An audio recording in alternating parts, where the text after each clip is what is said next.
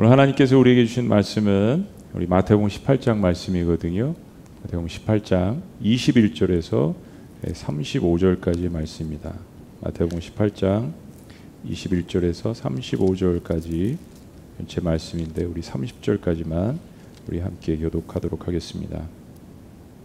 마태복음 18장 21절.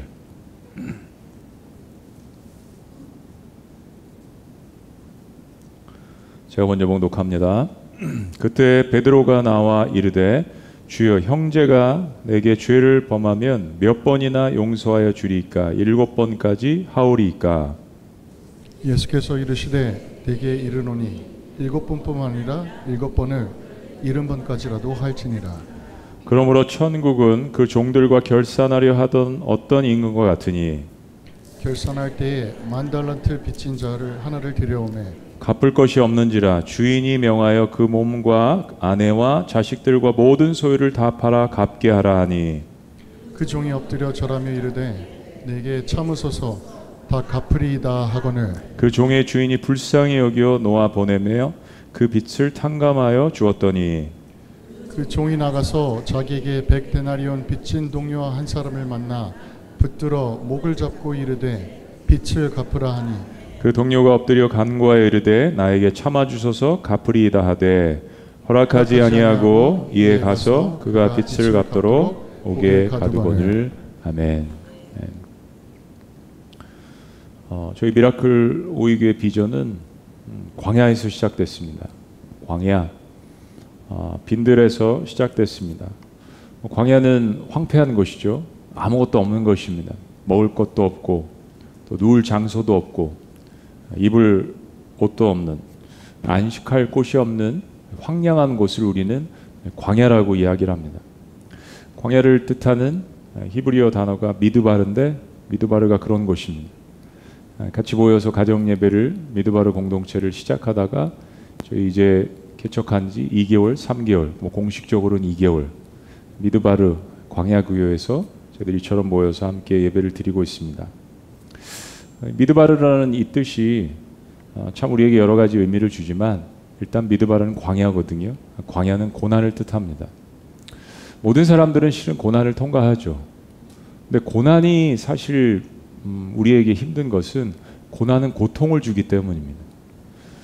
고난을 통과하면서 여러 가지 얻는 실은 유익도 있잖아요. 그런데 사람들은 고난을 다 싫어합니다.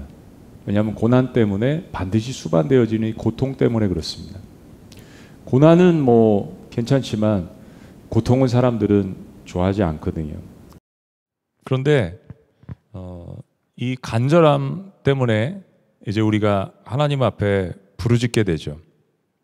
광야가 영원히 끝날 것 같지 않은 절망감이 엄습을 합니다. 그리고 그 절망감은 곧 두려움으로 변합니다. 성경의 모든 하나님의 사람들이 광야에서 하나님 앞에 간절히 부르짖었습니다. 아프니까요, 힘드니까요, 그리고 고난을 통해서 우리의 삶 가운데 고통이 찾아오기 때문입니다. 그리고 그 부르짖음은 다윗이 외친 것처럼 시가 되기도 하고, 그리고 야곱처럼 하나님과의 씨름이 되기도 합니다. 욥처럼 하나님에 대한 항쟁이 되기도 하고, 그리고 엘리야처럼 죽여달라고 그렇게 때를 쓰기도 합니다. 한편으로는 광야를 통과하면서 자신이 경험하는 그 고통 때문에 하나님 앞에 끊임없이 불평을 하기도 합니다. 왜 그러지 않겠습니까? 아픈데 불평하고 불만하기도 하죠. 그 표현 자체는 괜찮지만 그것이 지속되다 보면 하나님에 대한 불신으로 이어지기도 합니다. 그래서 광야에서 이스라엘 백성들은 멸망하기도 했습니다. 여러분, 광야를 지나다 보면 사람들은 더 악해지기도 합니다. 이스라엘 백성들처럼. 그리고 또 더 성숙해지기도 합니다. 광야는 이런 이중적인 면이 있습니다. 근데 그런 혹독한 시련 가운데에서도 하나님에 대한 믿음을 잃지 않은 모든 사람들이 공통적으로 경험한 것이 있습니다. 그게 뭐냐면 하나님의 긍휼이라는 것입니다. 한번 따라해보죠. 긍휼. 영어로는 mercy, 긍휼이라는 것입니다. 우리가 하나님 앞에 간절히 부르짖을 때, 애통함으로 하나님 앞에 눈물을 흘릴 때 하나님께서 우리를 불쌍히 여겨주시죠. 우리는 은혜라는 단어를 잘 알고 있습니다.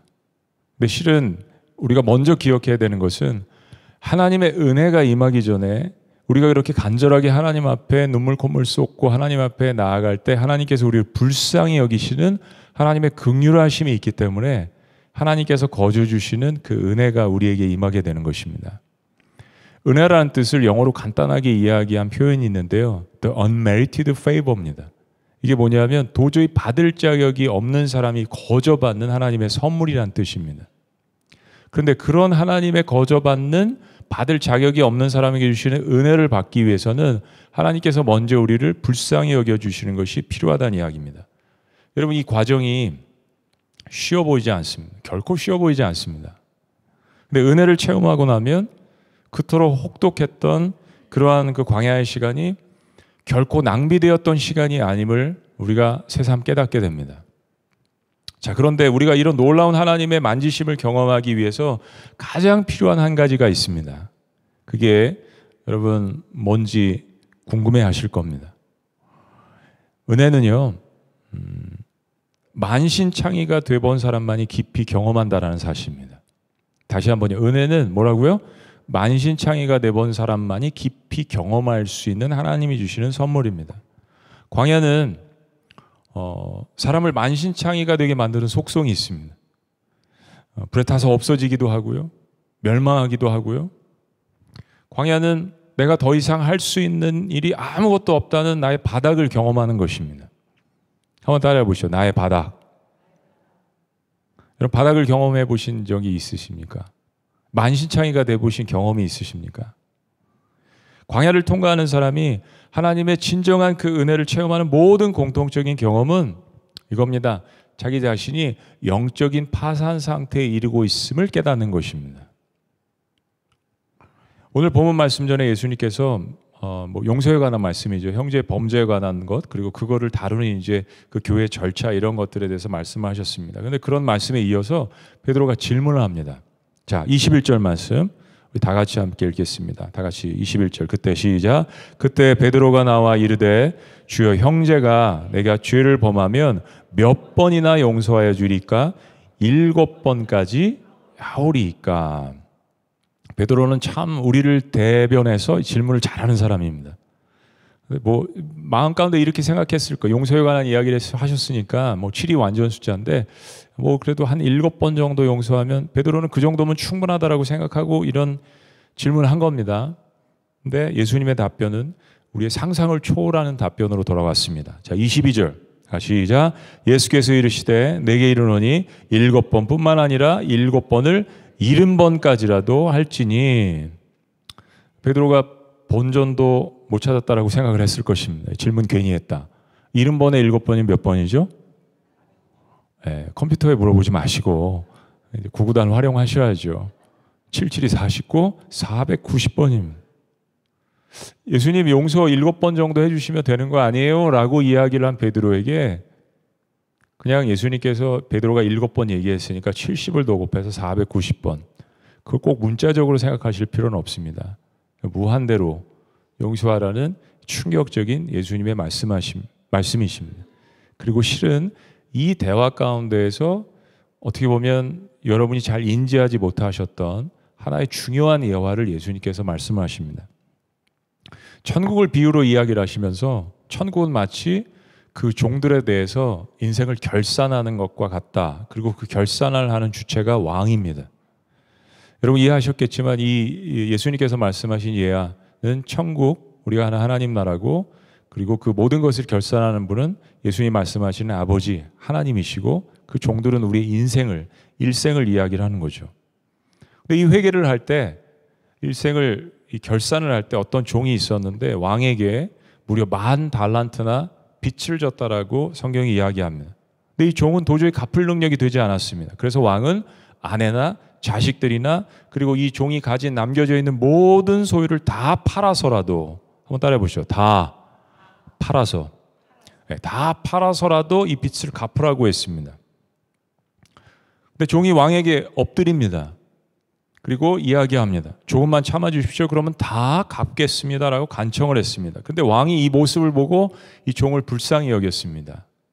그리고 놀랍게도 그 엄청난 10,000달란트나 되는 모든 빚을 다 탕감해주고 면제해주고 결박을 풀어줬습니다. 근데 문제는 그 다음입니다. 이 엄청난 탕감을 받은 종이 밖에 나가서 자신의 동료를 만났습니다. 같은 종이죠. 그런데 이 동료 종은 이 탕감을 받은 종에게 100데나리온의 빚을 줬습니다. 그런데 방금 10,000달란트의 탕감을 받은 이 종이 자신의 친구, 동료 100데나리온 빚을 진 이 동료를 멱살을 잡고 너 나에게 100데나리온 구워갔는데 오늘 이 100데나리온을 갚으라고 당장 내놓으라고 하고 재촉을 했습니다. 근데 이 동료가 이 상황을 보고 똑같이 아까 그 탕감을 받은 빚을 재촉하는 이 종 앞에 무릎을 꿇고 엎드리고 조금만 참아달라고 반드시 갚겠다라고 뭐 사정을 하는 거죠. 놀랍게도 왕에게 10,000달란트 탕감을 받은 이 종이 100데나리온의 자신에게 빚을 진 이 종을 용서하지 않았습니다. 용서하지 않고 다 갚을 때까지 그 종을 감옥에 가둬버렸습니다. 여러분 이럴 수가 있습니까? 그죠? 이 예화를 듣는 모든 사람들이 다 그렇게 느꼈을 겁니다. 이제 여러분 이제 궁금하시죠? 이 도대체 10,000달란트가 얼마야? 100데나리온이 얼마야? 그거에 따라서 여러분의 어떤 이거를 평가하는 기준이 좀 달라질 겁니다. 근데 실은 예수님께서 지금 이 말씀을 주신 무게는 그 이상입니다. 우리에게 엄청난 메시지를 주시기 위해서 주님께서 이 예화를 지금 가져오신 겁니다. 자, 굉장히 매정한 10,000달란트 빚을 지었던 탕감을 받은 이 종이 자신의 다른 동료를 용서하지 않았다. 예수님께서 말씀하시는 비유는 그 이상을 지금 우리에게 이야기를 하고 계십니다. 뭐가 도대체 예수님께서 지적하시는 이 종의 문제일까요? 본문에 나오는 이 1달란트는 10,000달란트 빚졌다고 했잖아. 이 달란트는 한 노동자의 거의 평생 모든 월급입니다. 노동자가 한 20년을 일한 그 이상을 일한 월급이에요. 그리고 한 데나리온은 하루 일당입니다.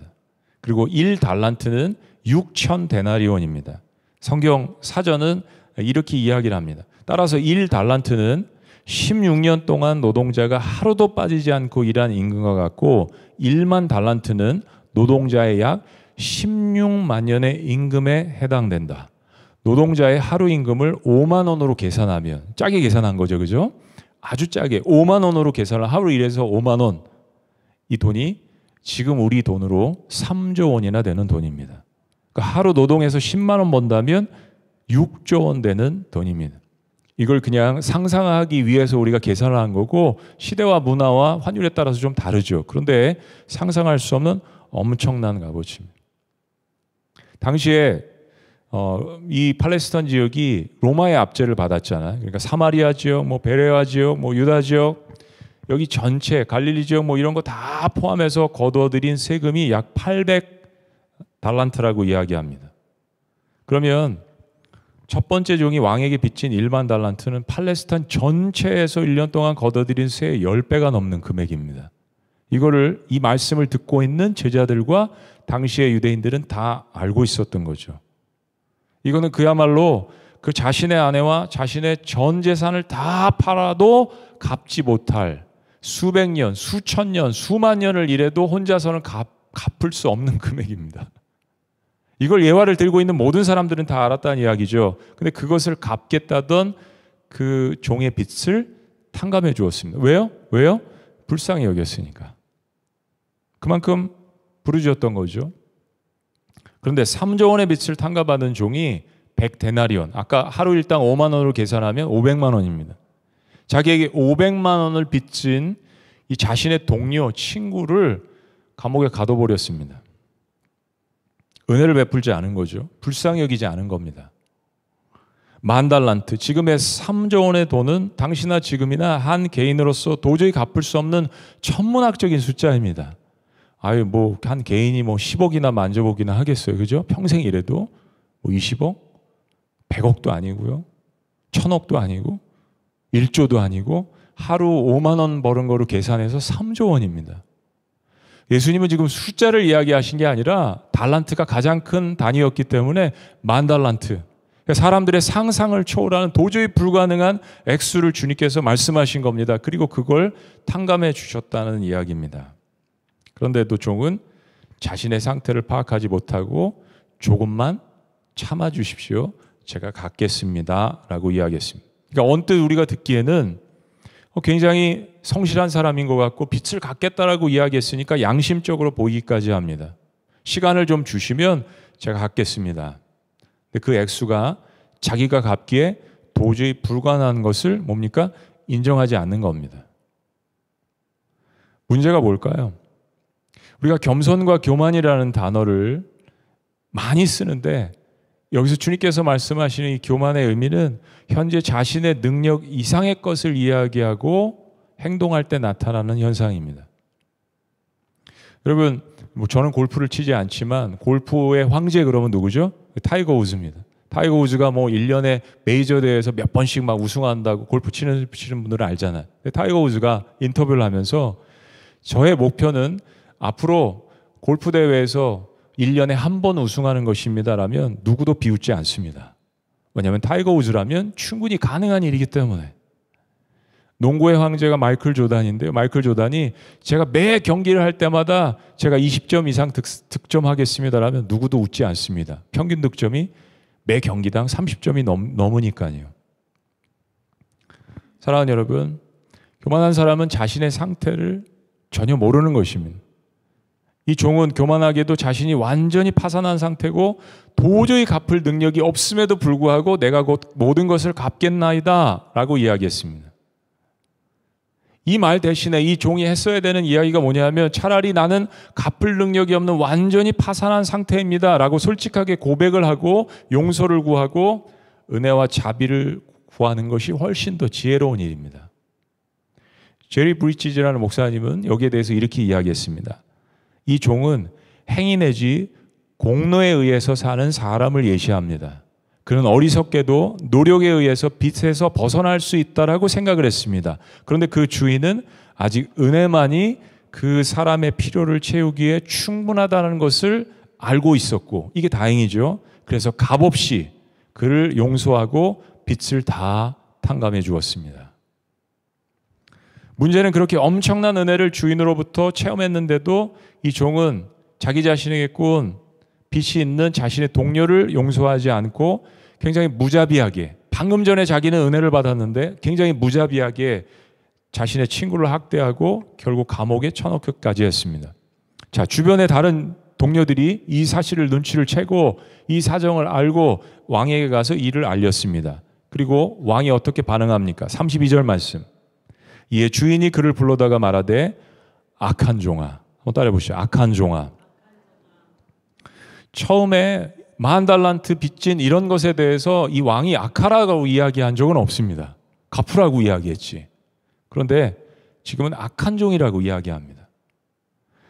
내가 빌기에 내가 내 빚을 전부 탕감하여 주었거늘 네가 그렇게 비니까 네가 그렇게 애걸하니까 33절 보세요. 이게 핵심입니다. 내가 너를 불쌍히 여긴과 같이 내가 너를 불쌍히 여긴과 같이 너도 내 동료를 불쌍히 여김이 마땅하지 아니하냐. 아니 주인이 노하여 그 빚을 다 갚도록 그를 옥졸들에게 넘기니라. 뭐예요? 아까 원했던 대로 빚을 다 갚도록. 하나님은 이 일을 악하다라고 말씀을 하십니다. 이 악한 종의 가장 큰 핵심적인 문제가 뭘까요? 예수님께서 말씀하시는 의도가 뭘까요? 무엇이 이런 반대적인 결과를 만들어냈을까요?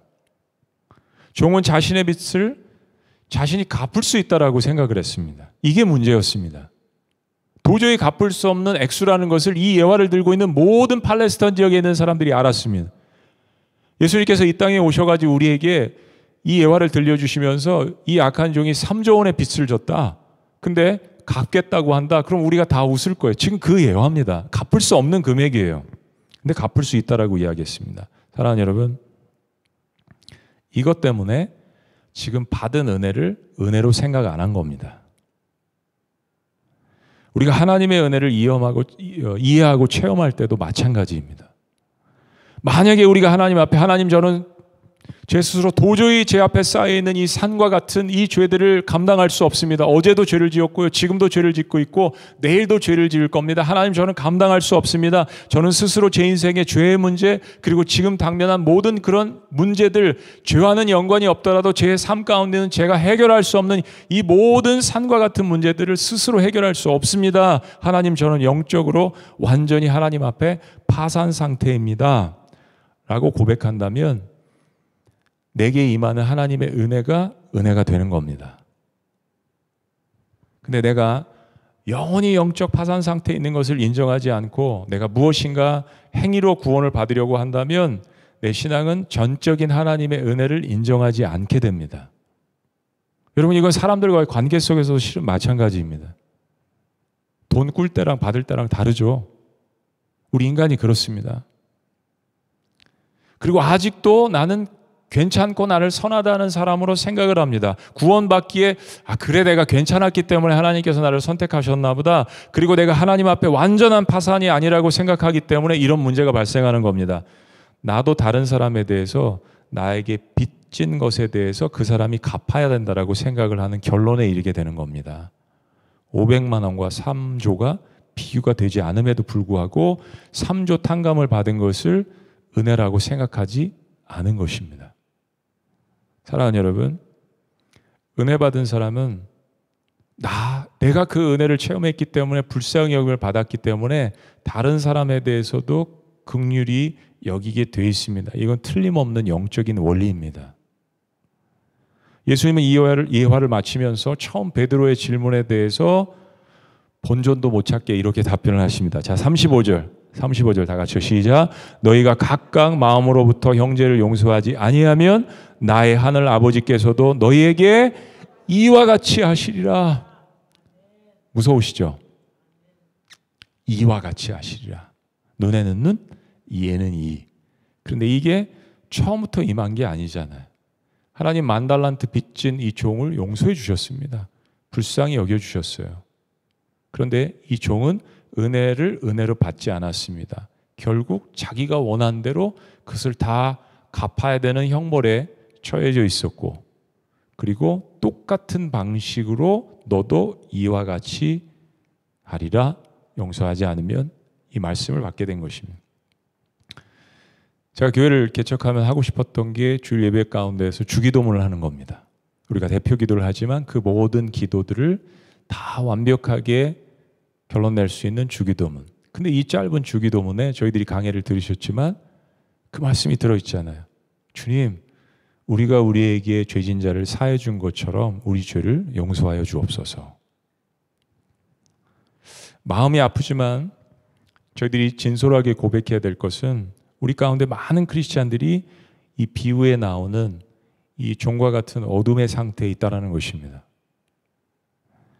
교만하게도 자기의 능력을 아직도 과대평가하고 시간만 더 주어지면 좋아질 수 있고 시간만 더 주어지면 갚을 수 있다라고 판단하는 것. 우리가 우리의 죄의 문제, 상처의 문제를 다룰 때도 이와 같은 태도가 혹시 있지 않습니까? 시간만 좀 지나면 괜찮겠지. 나는 아직도 내 죄를 컨트롤할 수 있어. 시간만 좀 지나면, 상황이 좋아지면 내가 내 상황을 컨트롤할 수 있어. 그런데 우리가 잊고 있는 사실은 우리가 처한 죄의 문제들, 우리의 상황의 문제들, 상처의 문제들은 이 악한 종이 도저히 갚을 수 없는 그 빚의 액수와 같다라고 주님께서 말씀하시는 겁니다. 갚을 수 없는 것입니다. 불가능한 것입니다. 해결되지 않는 것입니다. 인생을 아무리 열심히 살아도, 아무리 공로와 업적을 쌓아도 해결되지 않는 문제에 대해서 주님께서 탕감을 해주시겠다라고 말씀을 하셨는데, 그 은혜를 은혜대로 고지고대로 받지 않은 그 문제, 이건 상처에 있어서도 마찬가지로 해결되지 않습니다. 만약에 이와 같은 식으로 생각을 한다면, 그렇게 갚을 수 있다고 생각하고 있다가 그 주인이 엄청난 모든 빚을 탕감해 주니까 그 모든 은혜를 이해하지 못하는 것입니다. 주인은 그 빚 증서를 이미 다 찢어버렸습니다. 너에게 이제 완전히 모든 빚으로부터 해방을 선언한다. 더 갚을 이유도 없다. 마음 졸이지 않아도 되고 빚으로부터 완전한 자유야. 너를 구속하지 않을 거다. 너를 협박하지 않을 거다. 모든 것으로부터 자유라. 다윗이 이것을 경험하고 시편 103편에 이렇게 이야기합니다. 동이 서에서 먼 것 같이 우리의 죄가를 우리에게서 멀리 옮기셨으며, 여러분 동에서 서 지구를 보시면 기준이 없습니다. 측량할 수 없는 거리인 것처럼 우리의 모든 죄가를 멀리 우리에게서 옮기셨다라는 이야기입니다. 그런데 이 불쌍한 종은 이 완전한 은혜를 이해하지 못하고 받아들이지 않고 누리지도 못했습니다. 자기가 아직도 열심히 일해서 갚아야 한다라고 생각을 했습니다. 그런 마음을 가지니까 자기에게 빚진 사람도 용서하지 않은 겁니다. 사랑하는 여러분, 저도 실은 이 긍휼과 하나님의 은혜와 용서하심에 대해서 지난 한 10개월 동안 정말 많이 고민을 했습니다. 내가 정말 하나님의 은혜를 경험한 사람인가? 내가 정말 하나님의 긍휼하심을 경험한 사람인가? 나는 정말 하나님의 은혜를 믿는 사람인가? 하나님의 아들이 정말로 내 모든 죄와 내 모든 상처를 짊어지시고 나를 용서하시고 대신 십자가에 돌아가신 분인가? 염려하지 않을 수 없는, 고민하지 않을 수 없는 그런 광야를 지나가고 있었습니다. 그런 질문이 들 때마다 실은 우리는 십자가에 돌아가신 예수님을 다시 바라보아야 합니다. 여러분 스스로에 대한 동정심과 여러분 스스로에 대해서 은혜가 필요하다라고 생각할 때, 혹은 남에 대해서 그런 환경 때문에 어려움을 겪을 때 나에게 상처를 준, 나에게 빚을 준 그 사람에 대해서 그런 마음이, 힘든 마음이, 혹은 고난의 상황 가운데 여러분이 들어갈 때, 광야의 생활 가운데 다시 한번 우리 십자가를 바라보아야 합니다. 하나님은 도저히 자신이 갚을 수 없는 인생의 무게와 죄의 무게를 지고 가는 빗나간 하나님의 자식들을 바라보셨습니다. 그리고 그 빗나간 자녀들을 불쌍히 여기시기 시작하셨습니다. 그리고 돈으로 계산할 수 없는, 세상의 어떤 것으로도 대신할 수 없는 자신의 가장 귀한 독생자의 아들의 생명을 팔아서 탕자처럼 집 나간 아들들의 모든 빚을 다 탕감해 주신 것입니다. 그리고 탕자들이 광야에서 다시 아버지의 집으로 돌아오기를 기다리고 계십니다. 이것이 성경의 핵심적인 복음의, 복된 소식의 메시지입니다. 그런데 이 메시지를 저와 여러분들이 언제 깨닫게 되느냐 말입니다. 이 엄청난, 우리의 이성으로는 판단할 수 없는, 생각할 수 없는, 이게 현실이야? 10,000달란트인데 3조 원이 넘는 건데 상상할 수 없는 이 모든 빚을 다 탕감해 준 것에 대한 어떤 감동, 은혜, 실은 이거를 언제 깨닫게 되느냐라는 것입니다. 바로 다시 서론으로 돌아가면 광야의 한복판입니다. 광야의 한복판에서만 내가 만신창이가 되는 경험을 할 때에만 은혜를 인간은 결국 깨닫습니다. 광야, 긍휼도 없고 자비도 없고 불쌍히 여기지 않고 용서가 없고 사랑이 부재한 무자비하고 무관용이 규칙인 약육강식의 그 세상의 광야의 첫 번째 면, 그 세상의 허허벌판의 광야에서 우리 자신의 무능함을 깨닫습니다. 난 안 되는구나. 그게 율법이 일깨워주는 가르침입니다. 열심히 살려고 해도 안 되는 부분이 있구나. 아무리 업적을 쌓아도 성공해도 도저히 되지 않는 이 부분이 있다라는 모든 현대인들이, 아니 2000년 전에 주님께서 이 말씀을 주실 때 이 말씀을 듣고 있는 모든 사람들도 마음에 공감할 수밖에 없는, 이게 세상이 주는 메시지입니다. 인간의 무능함을 깨닫게 하는 세상의 약육강식의 광야, 그리고 우리는 거기서 사투를 벌입니다. 그리고 마침내 쓰러집니다. 그런데 깨닫는 사람들이 있습니다. 안 된다라는 것을, 우리 인간의 한계를 깨닫습니다. 그리고 그것을 깨닫는 것이 바로 광야에서 배우는 은혜라는 것입니다. 열심히 성공하고 돈 벌었는데 어느 날 가정에 문제가 생깁니다. 열심히 성공하고 업적을 쌓아 올렸는데 어느 날 건강이 무너집니다. 여러분, 인생 자체가 계속된 광야의 연속이라는 것, 그리고 빨리 그 가운데에서 깨닫는 이 은혜, 약육강식의 광야에서는 다시 일어나려고 이를 악물고 노력해서 다른 사람을 밟고 일어날 수밖에 없는 환경을 깨닫게 됩니다. 그래서 광야를 지나면서 무자비를 배우면서 때로는 악해지기도 하는 겁니다. 근데 그 광야에서 자신의 무능력함을 한계를 깨닫고 한 줄기 하나님의 말씀을 듣는 사람들이 있습니다. 그 사람들은 어떤 다른 것이 아닌 허망해지는 것들을 붙드는 것이 아닌 그 한 줄기 하나님의 말씀을 붙들고 소생하기 시작합니다. 마치 마른 뼈가 에스겔이 본 환상 가운데 골짜기에서 살아나듯이 도저히 살아날 가망이 보이지 않는 가운데서 한 줄기 주시는 하나님의 말씀을 붙들고 소생하기 시작합니다. 아무런 소망이 없는 그런 자를 불쌍히 여기시는 하나님의 은혜를 경험하기 시작합니다. 누구도 긍휼을 베풀지 않는 광야에서 말로 설명할 수 없는 하나님의 은혜가 임하기 때문입니다. 여러분, 실은 하나님께서 우리에게 그렇게 하시지만 죽어가는 사람을 살릴 때도 마찬가지입니다. 죽어가는 사람의 마음 가운데는 그 심정이 있습니다.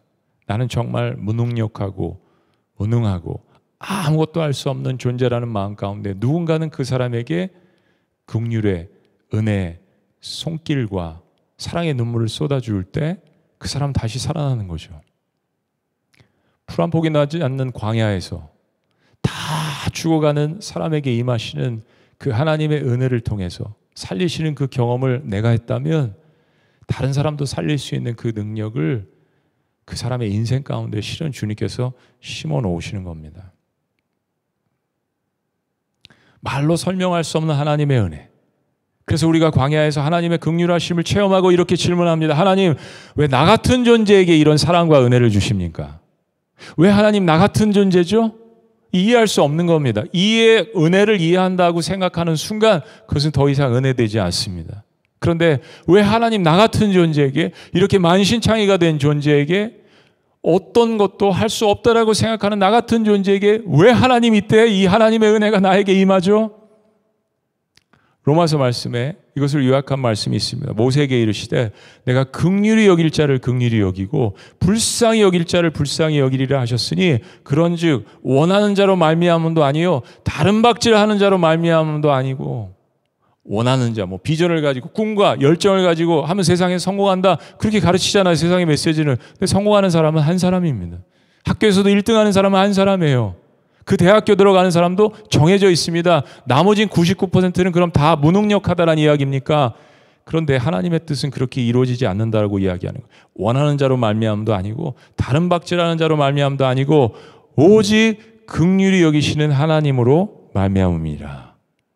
그게 은혜라는 이야기입니다. 사랑하는 여러분, 누가 이런 긍휼하심을 얻을까요?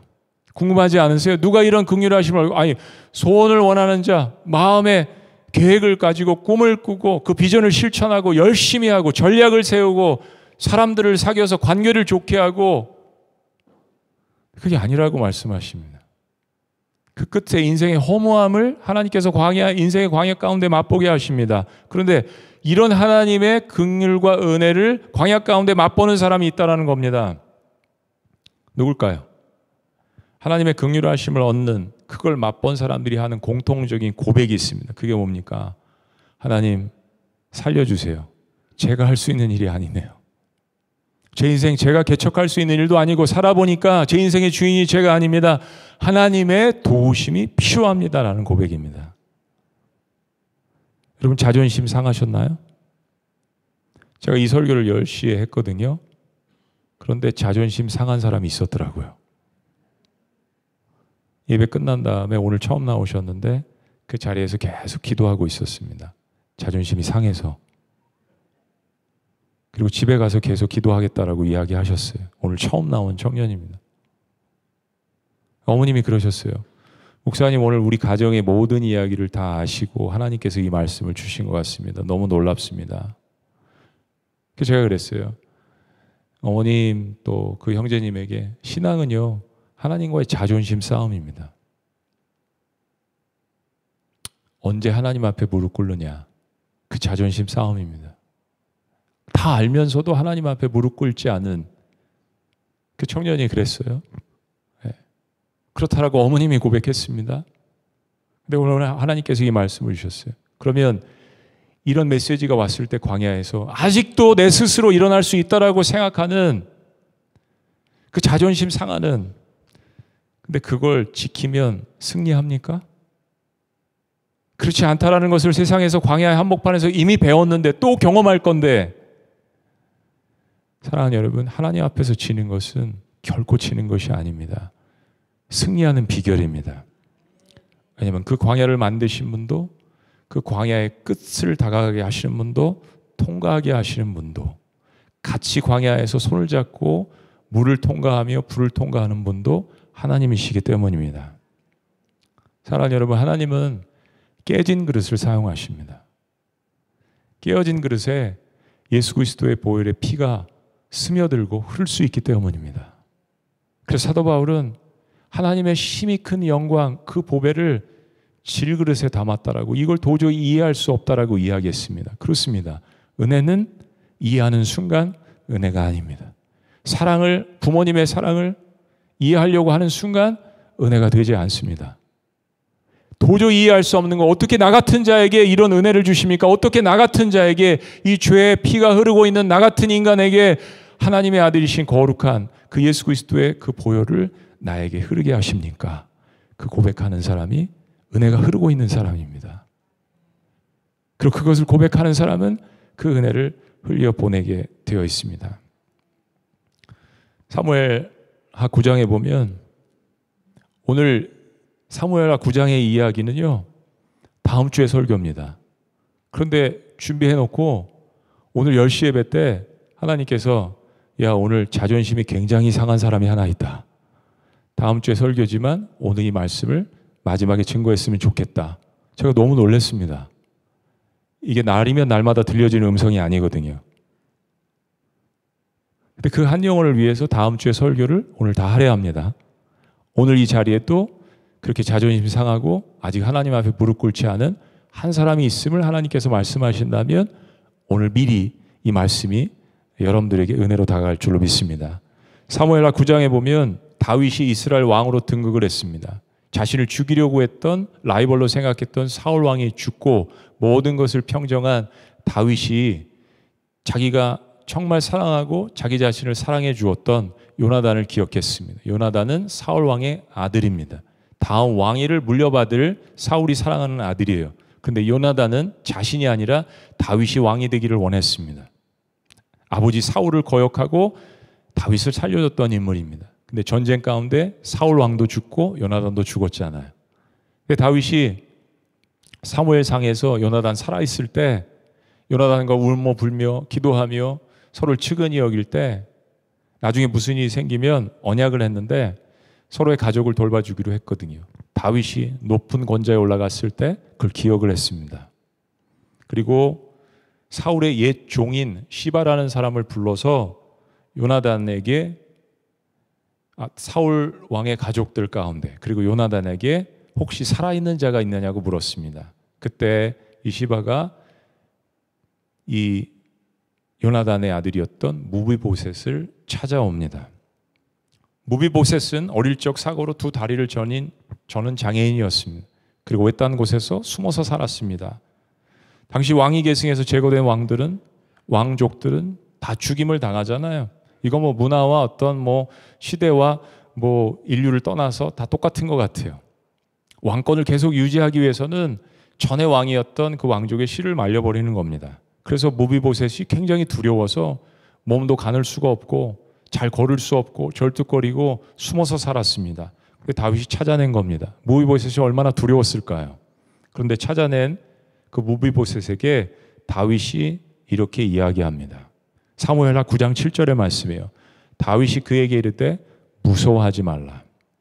내가 반드시 너를 죽이리라? 아니죠. 내가 반드시 내 아버지 요나단으로 말미암아. 이것이 구약에 있는 복음의 메시지입니다. 하나님께서 우리를 사랑하실 때 하나님이 그렇게 말씀하시는 거예요. 내가 반드시 너를 살리는데 내 아들 예수 그리스도로 말미암아.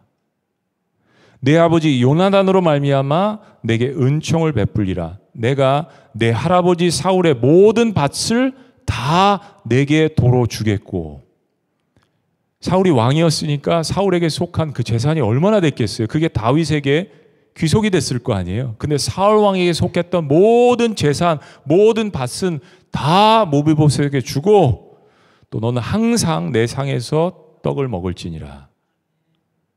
그러니까 왕의 아들처럼 대우하겠다는 이야기입니다. 그리고 왕의 식탁에서 평생을 다윗과 함께 식사할 수 있는 고난을, 모든 것을 회복시켜 줍니다. 사랑하는 여러분, 이 믿기지 않는 엄청난 은혜 앞에서 무비보셋이 이렇게 자신을 낮추며 고백합니다. 사무엘 9장 8절 말씀입니다. 그가 절하여 이르되, 자기도 왕족입니다. 그죠? 사울 왕의 손자입니다. 근데 그가 절하여 이르되, 이 종이 무엇이기에 왕께서 죽은 개 같은 나를 돌아보시나이까. 사랑하는 여러분, 무비보셋의 고백입니다. 죽은 개와 같은 나를 어떻게 이렇게 돌보십니까? 저는 이 말씀을 너무 사랑하고 이 말씀을 자주 보지만 오늘 말씀과 연관해서 우리에게 주는 너무 중요한 교훈이 있습니다. 다윗 왕은 이렇게 안 해도 됩니다. 이미 요나단도 죽었잖아요. 그리고 사울 왕의 일가를 찾지 않아도 됩니다. 그런데 다윗이 자기 자신을 죽이려고 했던 사울 왕가의 자손을 찾은 그 이유 가운데 하나는 바로 요나단이 베풀었던 그 은혜 때문이죠. 두 번째는 다윗 왕이 광야 생활을 오래 했습니다. 10년 이상을 사울 왕의 칼날에 쫓아서 광야 생활을 오래 했습니다. 그 광야 생활 가운데 하나님의 은혜를 깨달은 사람입니다. 그리고 그 은혜가 흘러 넘쳐서 무비보셋에게까지 가게 된 것입니다. 그리고 무비보셋이 죽은 개와 같은 나를 어찌 이렇게 돌보십니까? 라고 겸손하게 고백할 수 있었던 것은 무비보셋 역시 광야를 통과한 사람입니다. 그가 어려서 전쟁에 도망가다가 두 다리를 다친 장애인으로, 그리고 씨를 말려버리는 그 엄청난 숙청의 상황 가운데 살아남은 광야를 통과한 사람입니다. 이 광야를 통과한 두 사람이 은혜를 주고받는 이 장면이 바로 하나님께서 저와 여러분들에게 주시는 복음의 메시지입니다. 그럼 질문하실 거 아니에요. 하나님 무슨 광야를 통과하셨냐고요. 다윗이 광야를 통과한 것처럼 하나님은 광야를 통과하신 분입니다. 자신의 가장 사랑하는 아들 독생자를 십자가에서 팔아서 우리의 모든 빛을 탕감해 주신 그 고난의 광야를 통과하신 분. 그래서 이사야서 말씀에 이야기합니다. 내가 물을 지날 때라도 불을 지날 때라도 너와 함께 동행했다라고 말씀하십니다. 광야는 결코 여러분 혼자서 지나시는 장소가 아닙니다. 기도하시겠습니다.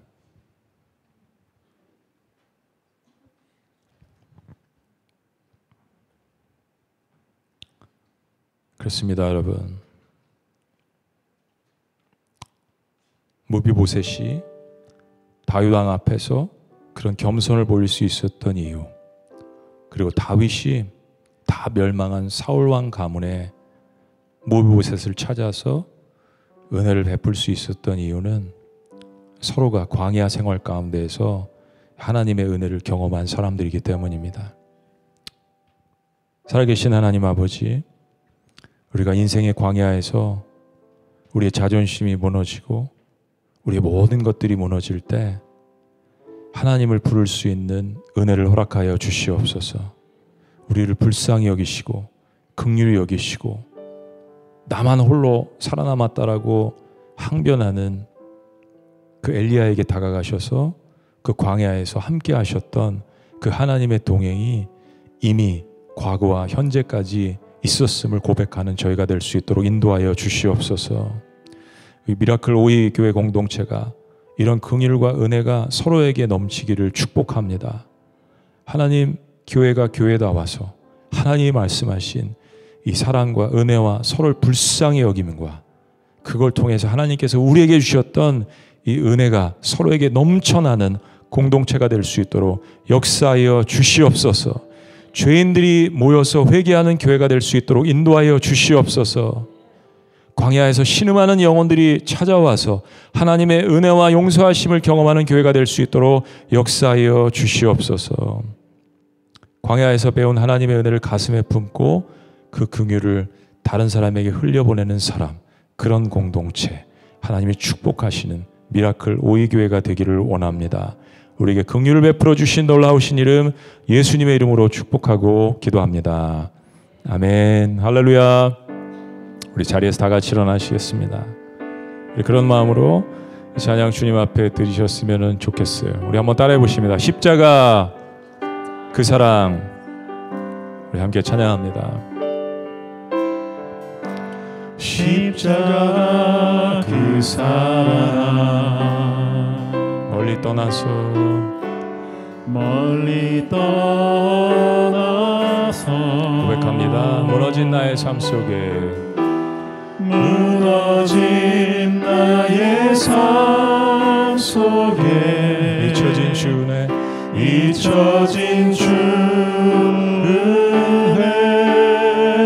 돌같은 내 마음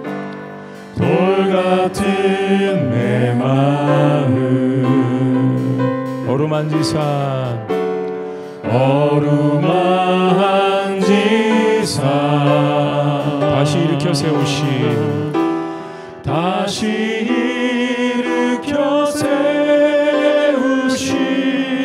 주를 사랑합니다. 고백합니다. 주 나를 보호하시고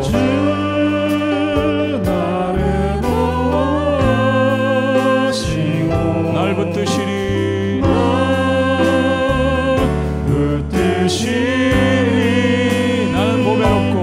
나는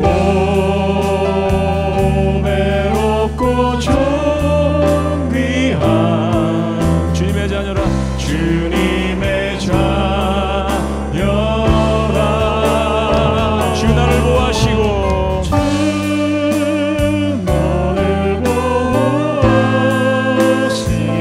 널 붙드시리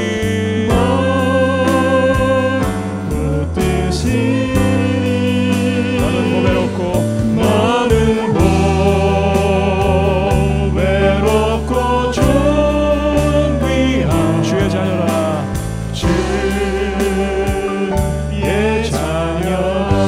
다시 한번 고백합니다. 지나간 일들을 기억하지 않고 그렇습니다. 기억하지 않으십니다.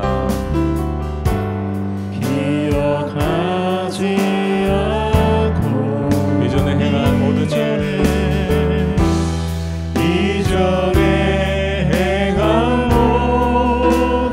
일 생각지 않으십니다.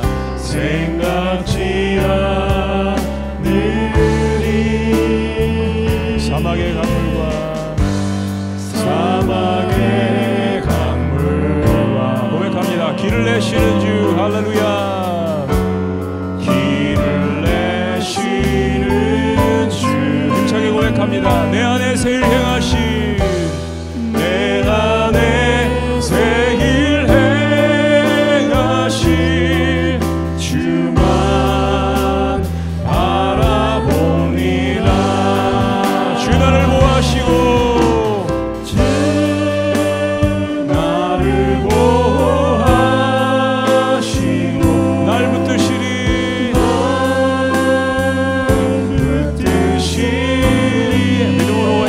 너는 보배롭고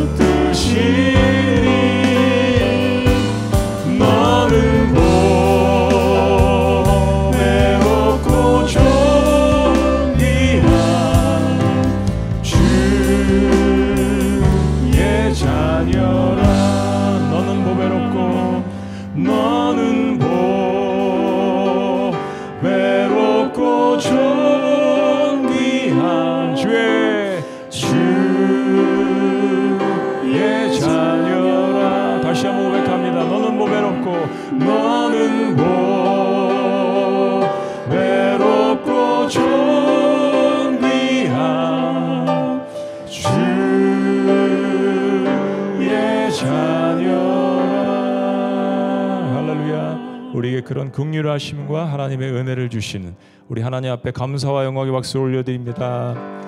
아멘.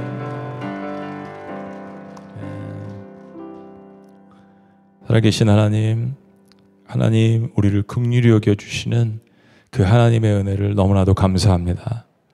광야 생활할 때 아무도 나를 불쌍히 여겨주지 않는 그곳에 나를 찾아와 주셔서 예전도 지금도 앞으로도 너를 결코 포기하지 않으며 너와 함께 동행하며 은혜를 베푸시겠다라고 말씀하신 그 하나님을 꽉 붙들고 광야에서 이 은혜를 긍휼하심을 배울 수 있도록 역사하여 주시옵소서. 이제는 우리 주 예수 그리스도의 은혜와 하나님 아버지의 극진하신 사랑과 성령님의 감화 역사하심이 광야를 지나며 때로 고난 가운데 고통스럽지만 그러나 그 모든 것들을 뒤덮고도 남음이 있는 하나님께서 우리의 모든 것들을 탕감하시고 우리를 긍휼히 여겨주시고 불쌍히 여겨주시는 그 하나님을 바라보며 주님 앞에 물질로 시간으로 모든 삶으로 헌신하며 나가기를 원하는 사랑하는 모든 백성들의 고백과 삶과 미라클 오해 공동체 위에 그리고 이 말씀을 듣는 모든 권속들 머리 위에 지금부터 영원토록 함께 하실 것을 간절히 축원합나이다. 아멘.